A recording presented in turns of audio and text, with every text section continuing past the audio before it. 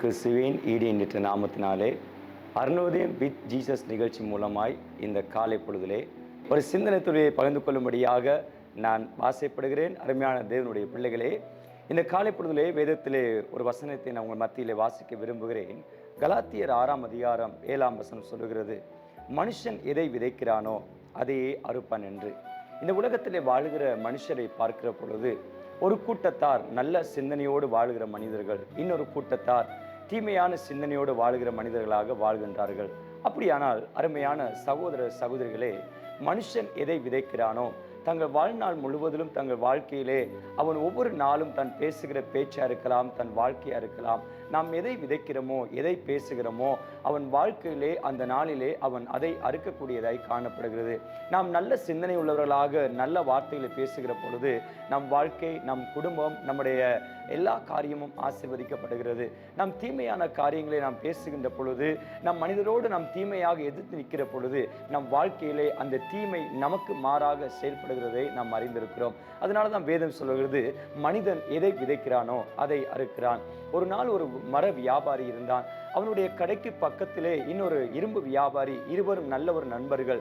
ஆனால் இந்த மர வியாபாரிக்கு ஒரு நோக்கம் இருந்தது, எப்படியாவது இரும்பு வியாபாரியின் அந்த கடையை தான் அபகரிக்க வேண்டும் என்று.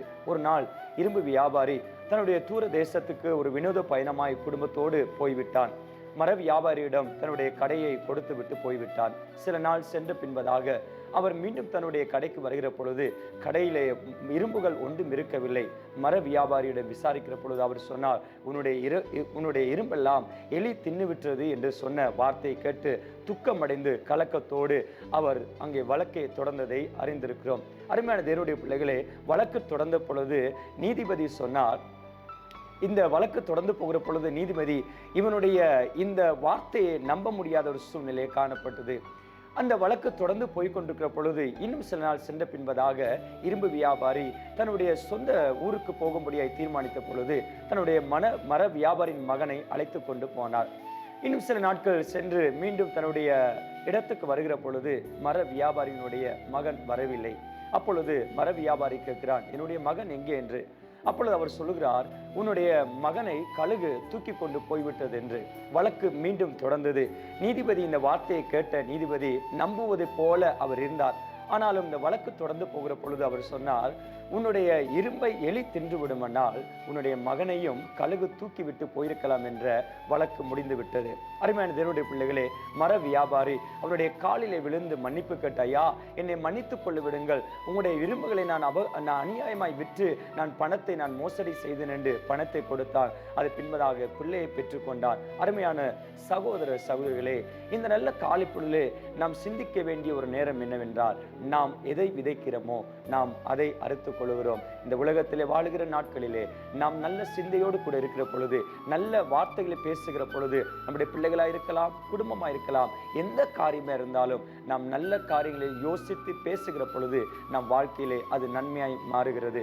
அருமையானது சகோதர சகோதரிகளே, உங்கள் வாழ்க்கையிலே நீங்கள் எப்படியாப்பட்ட சூழ்நிலைக்கு தள்ளப்பட்டிருக்கிறீர்கள், எப்படியாப்பட்டவர்களாக இருக்கிறது என்பதை சிந்தித்து பாருங்கள். உங்கள் வாழ்க்கையிலே மாற்றங்கள் வர வேண்டுமானால் நல்ல சிந்தனையுடர்களாய் செயல்படுகிற பொழுது நிச்சயமாகவே கடவுள் உங்கள் வாழ்க்கையை ஆசீர்வதித்து உங்கள் குடும்பத்துக்கு நன்மை செய்ய அவர் நல்லவராக இருக்கிறார். இந்த உலகத்தை நாம் பார்க்கிற பொழுது நீதிக்கு இன்றைக்கு புறம்பான காரியங்கள் செயல்பட்டு கொண்டிருக்கிறது. அநியாயங்கள், அக்கிரமங்கள், எங்கு பார்த்தாலும் நீதி இல்லாத ஒரு சூழ்நிலை மனிதர்கள் மத்தியிலே காணப்படுகிறது. இன்றைக்கு நீங்களும் நானும் இந்த உலகத்திலே வாழ்கிற நாட்களிலே நம்மை ஒருவர் பார்த்து கொண்டிருக்கிறார். கடவுள் ஒருவர் நம்மை பார்த்து நம்மை குறித்து ஆராய்ந்து அறிகிற ஒருவர் இருக்கிறார் என்பதை சற்று நாம் சிந்தித்து பார்க்கிற பொழுது நாம் குறைகளை சரிப்படுத்திக் கொள்வோம். நாம் கடவுளுக்கு முன்பதாக நம் வாழ்க்கையை ஆயத்தப்படுத்திக் கொள்வோம். அப்பொழுது நிச்சயமாய் கடவுள் உங்களை ஆசீர்வதிப்பாராக. ஜெபம் செய்வோமாக. மகா இரக்கமுள்ள நல்ல ஆண்டவரே, இந்த அருமையான காலை பொழுதுக்காக நன்றி. இந்த அருணோதய நிகழ்ச்சி மூலமாய் ஆண்டவரே, நம்முடைய பிள்ளைகளை சந்திப்பதற்கு நீ பாராட்டிய நல்ல கிருபைகளுக்கு நன்றி. இந்த சத்தத்தை கேட்கிற ஒவ்வொரு உள்ளத்தில் ஒரு மாற்றத்தை உண்டாக்கவே நம்முடைய ஜெபிக்கிறோம். மனுஷன் எதை விதைக்கிறானோ அதையே அறுக்கிறான் என்ற வார்த்தையின் பிரகாரமாக நல்லதை, நல்ல வார்த்தைகளை பேச, நல்ல காரியங்களை சிந்திக்கிற பொழுது அவங்க வாழ்க்கையில நன்மை உண்டாகுகிறது. தீமையான காரியங்களை பேசுகிற பொழுது வாழ்க்கையில துன்பங்களை, வேதனைகளை அவர்கள் அறுக்கிறார்கள் என்பதை அறிந்திருக்கிறோம். நல்ல சிந்தனையோடு ஒவ்வொருவரும் வாழத்தக்கதாக கிருபை பாராட்டுவீராக. இயேசு மூலம் ஜெபிக்கிறோம் நல்ல பிதாவே. ஆமென், ஆமென். God bless you. கர்த்தர் உங்களை ஆசீர்வதிப்பாராக.